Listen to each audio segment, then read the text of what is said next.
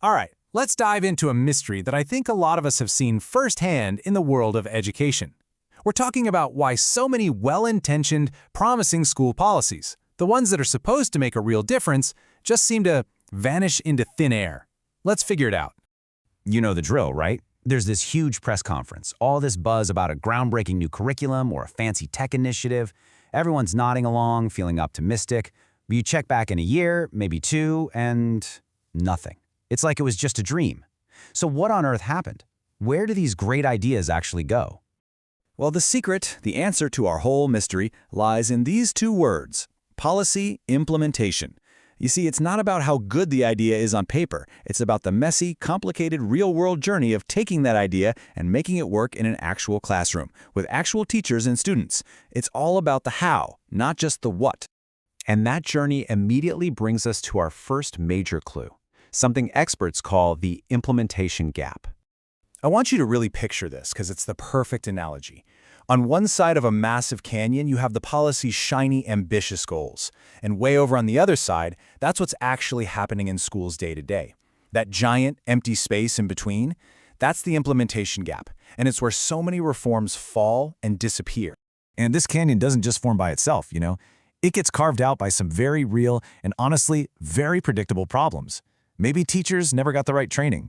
Maybe the schools didn't have the money for the new laptops. Or, and this happens a lot, maybe the instructions were so confusing that nobody really knew what they were supposed to be doing in the first place.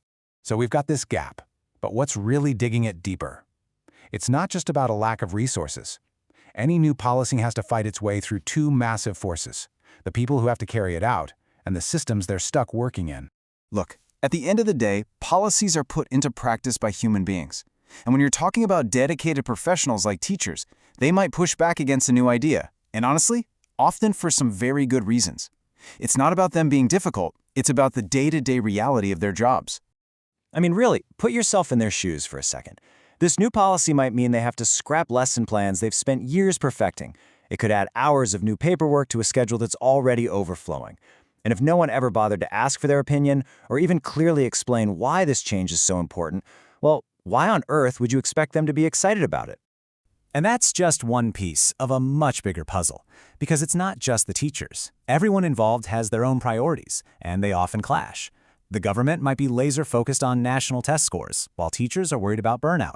Parents have their own set of hopes and fears, and the students, they just want school to be interesting. A single policy has to somehow juggle all of these competing needs. It's a tough balancing act. Okay, but let's say, just for a moment, you get all the people on board. You've still got to navigate the system itself. And that system can feel less like a clear path and more like an impossible maze of red tape.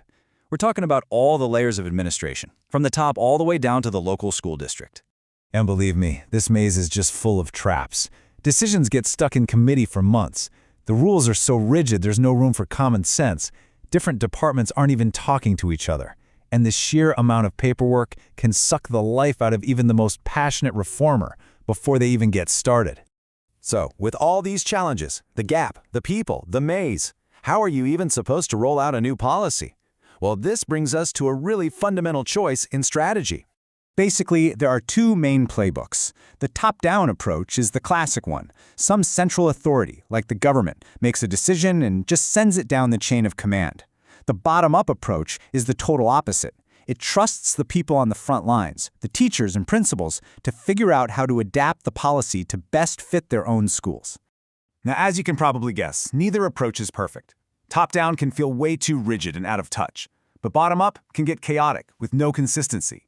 That's why a lot of systems are now trying to find a middle ground, a hybrid approach.